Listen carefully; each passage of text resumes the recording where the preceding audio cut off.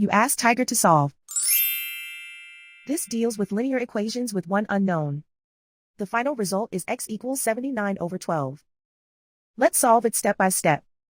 Simplify the expression. Multiply the coefficients. Expand the parentheses. Simplify the arithmetic. Expand the parentheses. Simplify the arithmetic. Group like terms. Multiply the coefficients. Group like terms. Simplify the arithmetic.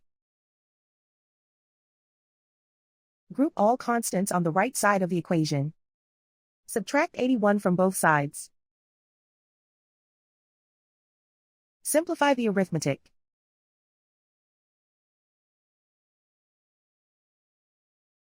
Isolate the x. Divide both sides by -12. Cancel out the negatives. Simplify the fraction. Cancel out the negatives. And so the final result is x equals 79/12.